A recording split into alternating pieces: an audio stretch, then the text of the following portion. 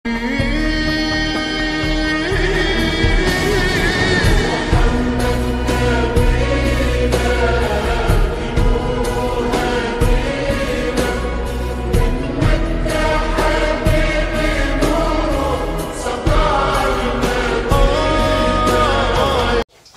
আলাইকুম সবাইকে, কেমন আছেন সবাই? আশা করি সবাই ভালো আছেন। আলহামদুলিল্লাহ, আল্লাহর অশেষ রহমতে আমরাও ভালো আছি। তো প্রতিদিনের মতো নিয়ে আসলাম নতুন আরেকটি ব্লগ। আশা করি আমার ব্লগটি না টেনে সম্পূর্ণ দেখবেন। আর আজকের গন্তব্য হচ্ছে জেদ্দা টু মদিনা। যেহেতু আলহামদুলিল্লাহ উমরা কমপ্লিট করলাম, মক্কা থেকে জেদ্দাতে আসলাম, ওইখানে একদিন থাকলাম। এরপর এখন হচ্ছে মদিনা যাচ্ছি। আলহামদুলিল্লাহ মক্কা জেদ্দা সবগুলো ট্যুরই ভালো ছিল, ইনশাল্লাহ মদিনাটাও ভালোই হবে। এই তো আমরা হচ্ছে মদিনার উদ্দেশ্যে রওনা দিয়েছি প্রায় রাত 12টার দিকে। তো এখানে আসার পর অনেকক্ষণ জার্নি করার পর আমরা এখানে একটু হচ্ছে দাঁড়িয়েছিলাম কিছু খাবার টাবার নেওয়ার জন্য, আবার ওয়াশরুমেও যাওয়ার জন্য। পরে এখান থেকে হচ্ছে কিছুক্ষণ সময় কাটিয়ে আমরা হচ্ছে আবার রওনা দিলাম। আর এই তো আমরা মোটামুটি জেদ্দা থেকে বের হয়ে গেছি। আর এখানে হচ্ছে চেকপোস্ট, মানে মদিনার যেই মানে ঢোকার পথে যে চেকপোস্ট থাকে ওইটাই। আর দেখেন চেকপোস্টটা অনেক সুন্দর, অনেক বড় করে আরবি লেখা ছিল।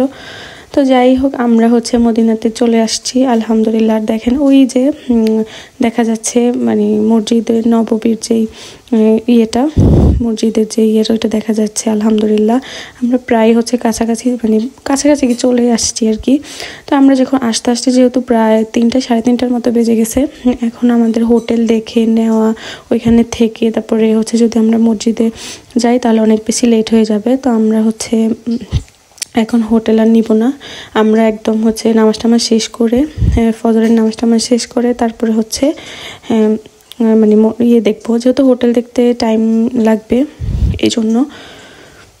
তো পরে হচ্ছে আমরা আগেই হচ্ছে চলে গেলাম, যেহেতু তাজ্জুদ নামাজ পড়তে হবে, তারপরে ফজরের ওয়াক্তও হয়ে যাবে। তো এই তো আমরা হচ্ছে পরে হচ্ছে চলে আসছি আলহামদুলিল্লাহ।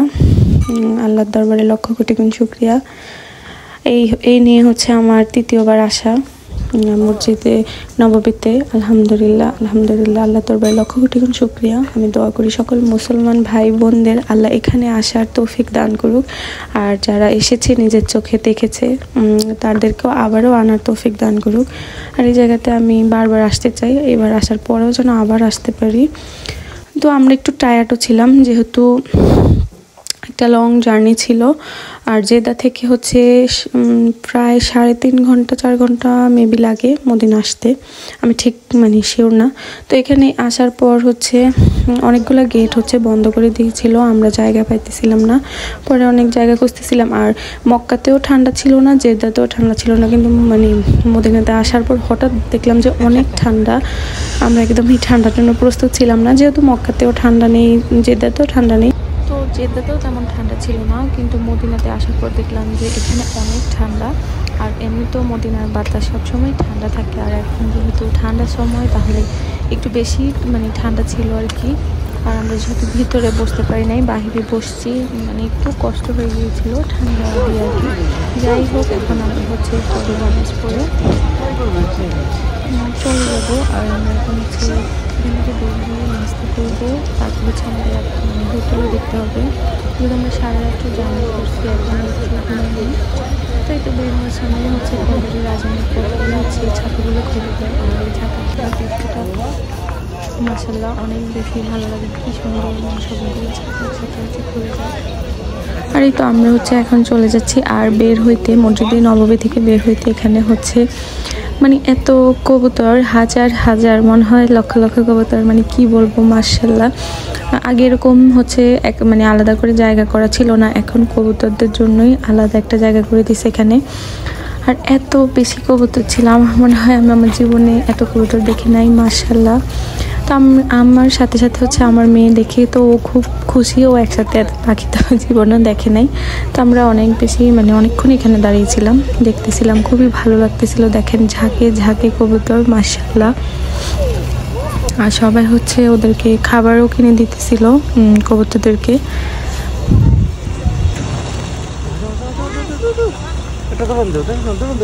যাও যাও যাও যাও যাও হ্যাঁ বাবা এই যে তাকায় আছে, যাও যাও যাও যাও যাও, চলে যাবে তার মানে চলে যাবে। একটা ধরো ধরো ধরো, একটা ধরো না, একটা ধরো না, একটা ধরো না।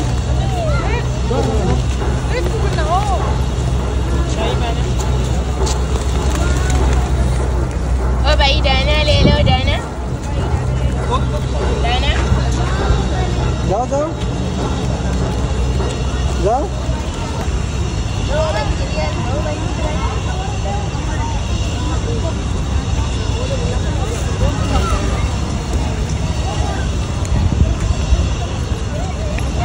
ওইদিকে ওইদিকে ওইদিকে ওইদিকে।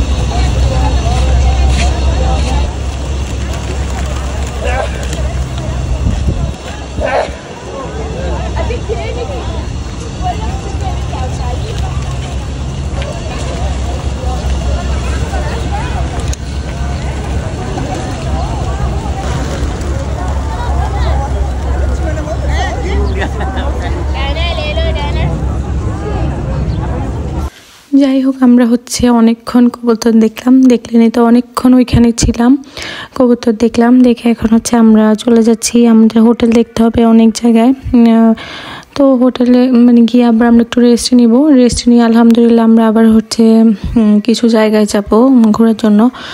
দুপুরের দিকে হচ্ছে আমরা বের হয়ে যাব আর কি, মানে দেখি কোথায় কোথায় যেতে পারি, ইনশাল্লাহ আপনাদের সাথে শেয়ার করব। আর আজকে সারাদিন আমরা হচ্ছে সারা রাত্র আজকে হচ্ছে আমরা মদিনাতেই থাকবো।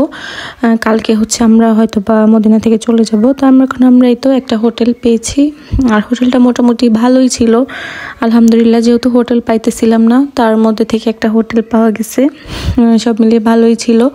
এই তো হোটেলটা আমরা হচ্ছে টানা একটা ঘুম দিয়ে একদম খাবারের মানে দুপুরে আমরা খাবারও খাইনি, এত ঘুমিয়েছি, যেহেতু আমরা সবাই মোটামুটি একটু টায়ার্ড ছিলাম। পরে এই তো এখন হচ্ছে আমরা খাবার খেতে বাহিরে যাব। আর এই তো আমাদের হোটেলটার মানে এটা ছিল বাহিরের দৃশ্যটা। আর দেখেন একটা মানে বিড়াল অনেক সুন্দর করে শুয়েছিল।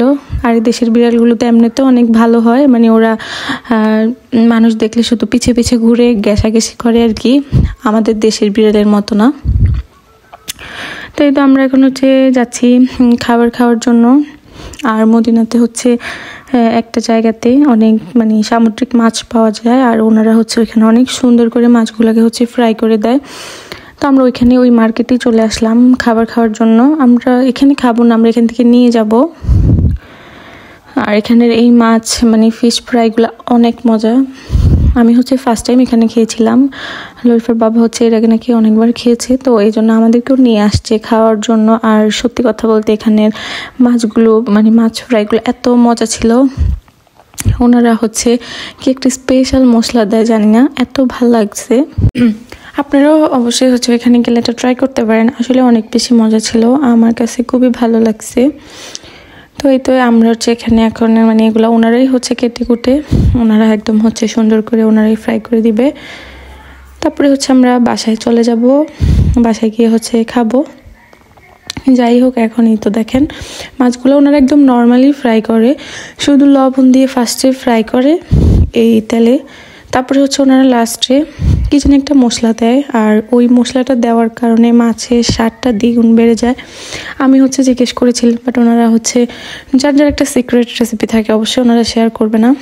তো এই তো দেখেন ওনারা জাস্ট কিচ্ছু দেয়নি, শুধু একটু লবণ দিয়ে এটাকে হচ্ছে জাস্ট ভাজবে, আর লাস্টে হচ্ছে একটা মানে গুঁড়া মশলা ইউজ করছে, আর ওইটার কারণে মাছটা এত মানে ভাল লাগছে কি বলবো। আসলে আমরা যতই স্বাদ করে বানাই না কেন, দোকানের এই পোড়া তেল এগুলা দিয়ে ওনারা যে করে ওইগুলো আমাদের কাছে বেশি ভালো লাগে। দেখেন আমরা বাসায় যেটা তৈরি করবো এটা কিন্তু একদম হচ্ছে পিওর থাকে। দেখেন এই তেলটা কি জ্বলা, কিন্তু তারপরেও ওনাদের মাছটা একটা স্পেশালি আলাদা একটা ভালো লাগছে আর কি। তো এই তো মাছগুলো হচ্ছে ভাজা শেষে যে উনি হচ্ছে কি একটা মশলা জানিয়ে যে দেখেন ইউজ করতেছে, এই শুধুমাত্র এই মশলাটার কারণে হচ্ছে মাছটার স্বাদ মনে হচ্ছে যেন দ্বিগুণ বেড়ে গিয়েছিল। তো এই মাছের সাথে হচ্ছে খাওয়ার জন্য আলাদা হচ্ছে রাইস নিয়েছিল, মানে খ্যাপসার যে মানে চাউলগুলো থাকে আর কি, ওইগুলোই নিয়েছিল। তো এই তো আমরা এখন চলে যাচ্ছি বাসার দিকে, যেহেতু মাছটা গরম গরম না খেলে ভালো লাগবে না। তো এই তো আমরা হচ্ছে তাড়াতাড়ি চলে আসলাম, আর এখন হচ্ছে খাবো। তো আজকে একদম রাত হয়ে গেছে, আজকে আমরা কোথাও যাইনি। ইনশাল্লাহ কালকে আমরা হচ্ছে দেখি কোথায় কোথায় যাইতে পারি, ইনশাল্লাহ আপনাদের সাথে শেয়ার করব। আর আজকে আমার ব্লগটা এই পর্যন্তই, আশা করি ভালো লেগেছে। ভালো লাগলে লাইক, কমেন্ট, শেয়ার, সাবস্ক্রাইব করতে ভুলবেন না। আর এতে এখানে ছিল 2 রকমের রাইস, একটা সাদা আর একটা কালো কালার। তো যাই হোক, এখন খাবার খাবো। আল্লাহ হাফেজ সবাইকে, আসসালামু আলাইকুম।